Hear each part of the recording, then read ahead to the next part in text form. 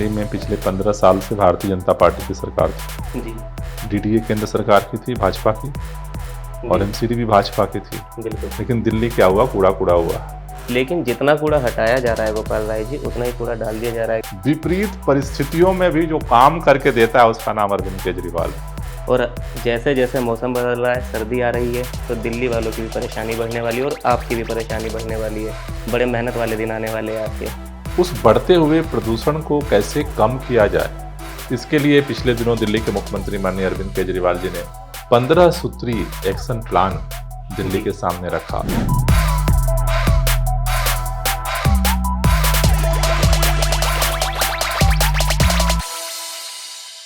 नमस्कार, मैं हूं अकेल और आज एक बार फिर से आपके सामने हाजिर हूं एक और दिग्गज नेता के साथ। और वो दिग्गज नेता कौन है? गोपाल राय जी, जो अरविंद केजरीवाल जी के सबसे पुराने साथियों में से एक है।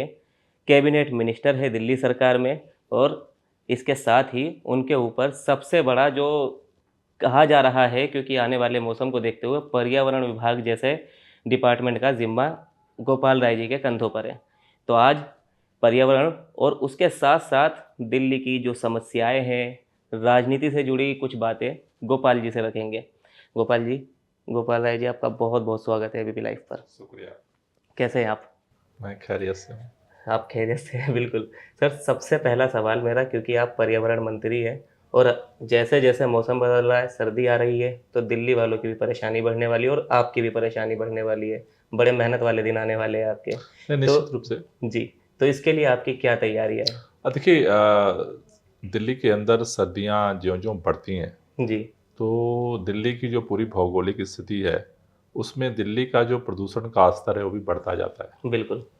उस बढ़ते हुए प्रदूषण को कैसे कम किया जाए, इसके लिए पिछले दिनों दिल्ली के मुख्यमंत्री माननीय अरविंद केजरीवाल जी ने 15 सूत्री एक्शन प्लान दिल्ली जी। के सामने रखा कि उसमें सरकार को क्या करना है, लोगों को क्या करना है, दिल्ली को क्या करना है, दिल्ली के जो पड़ोसी राज्य हैं उनको क्या करना है और कैसे करना है, उसको लेकर के एक खाका उन्होंने दिल्ली के सामने रखा। और उस विंटर एक्शन प्लान में जो 15 सूत्री एक्शन प्लान उन्होंने घोषित किया, उस एक्शन प्लान में प्रदूषण को पैदा करने वाले हर सोर्स को कैसे कम किया जाए, जी। उसको लेकर के पूरी जो है वो रूपरेखा उन्होंने रखी। उस रूपरेखा को लागू करने के लिए, जमीन पे उतारने के लिए आज से दिल्ली के अंदर जी। ग्रीन वार रूम जो है 24x7 जो है वो शुरू किया गया। ठीक। तो इस ग्रीन वॉर रूम में होगा क्या?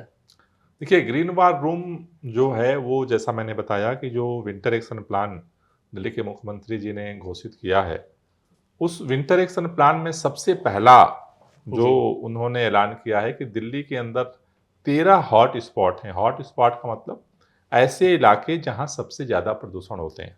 जी। उन 13 हॉट स्पॉट्स को जो कैसे वहां का प्रदूषण कम किया जाए, इसके लिए दिल्ली वार रूम के अंदर जो हमने ग्रीन वार रूम शुरू किया, उसमें हमने 17 लोगों की टीम इस बार बनाई है। पिछली बार 9 सदस्यीय टीम काम कर रही थी एक्सपर्ट की, इस बार 17, लगभग दुगनी की है। अब ये जो वार रूम में जो हॉट स्पॉट्स का जो पोल्यूशन है उसको कम करने के लिए वार रूम से सीधे उन हॉट स्पॉट की मॉनिटरिंग की जाएगी और उनको कम करने की कोशिश की जाएगी। उसी तरह से जैसे गाड़ियों का पोल्यूशन हो गया, डस्ट का पोल्यूशन हो गया, पराली का पोल्यूशन हो गया, जी। पटाखों का पोल्यूशन हो गया, जो अलग अलग सोर्स हैं, उन सबके लिए जो टीमें बनी हैं उनको ग्राउंड पर ले जाने के लिए मॉनिटरिंग का काम जो है वो ग्रीन दिल्ली जो है हमारा वार रूम है उसके माध्यम से किया जाएगा। और साथ ही साथ ग्रीन दिल्ली ऐप एक है, जी। उसको अपने मोबाइल में डाउनलोड करके दिल्ली के लोग सीधे इस वार रूम से जुड़ सकते हैं। सरकार जो कर रही है, डिपार्टमेंट जो कर रहे हैं वो कर रहे हैं, लेकिन अगर कहीं पर भी किसी को भी अगर ये दिखता है कि भाई यहाँ पे पोल्यूशन फैलाने वाला कोई गतिविधि हो रही है, आप अपने मोबाइल में ग्रीन दिल्ली ऐप डाउनलोड करिए, उसको फोटो खींचिए और कंप्लेंट करिए। वार रूम उस पर काम करना शुरू कर देता है। तो इस बार आप हमें दिवाली पर पटाखे फोड़ने देंगे या नहीं?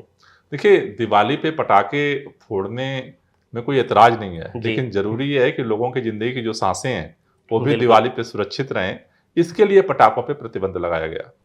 जैसे आने वाले दिनों में पर्यावरण एक बड़ा मुद्दा हो सकता है, जिसके लिए आपकी सरकार काम भी कर रही है। लेकिन इसी तरह एक और मुद्दा है जिस पर आपने एमसीडी इलेक्शन जीता है, कूड़े के पहाड़।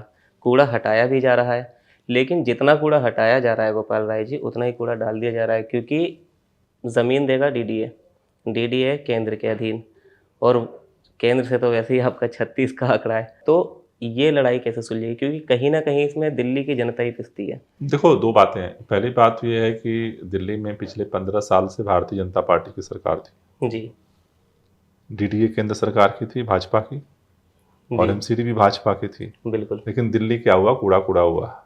जी, दिल्ली के लोगों ने परिवर्तन किया है एक विश्वास के साथ। बिल्कुल। दिल्ली के अंदर कूड़े के पहाड़ कम होने लगे हैं। दिल्ली के अंदर उस कूड़े के पहाड़ की स्पीड को और कैसे कम किया जाए, उसके लिए और भी नए प्रबंधन, नई एजेंसियां लगाने की प्रक्रिया चल रही है। और जल्द ही उनकी नियुक्ति के बाद जो अभी कूड़े के पहाड़ कम करने की स्पीड है, वो स्पीड भी काफ़ी तेज़ी से और बढ़ेगी। तो अब वो जो 15 साल का कूड़ा है, जी, उसके लिए कम से कम थोड़ा तो समय चाहिए उसको बिल्कुल। हटाने के लिए। हम दिन रात लगे हुए हैं। देखो, दिल्ली के अंदर तो केंद्र सरकार ने कानून बना करके सारे अधिकार छीन लिए, फिर भी काम तो हम कर रहे हैं। जी, तो काम करने का हमारा इरादा है। विपरीत परिस्थितियों में भी जो काम करके देता है उसका नाम अरविंद केजरीवाल है, और इसी मिशन पे हम लगे हैं और काम करेंगे। चलिए, बहुत-बहुत शुक्रिया गोपाल राय जी, हमारे साथ जुड़ने के लिए।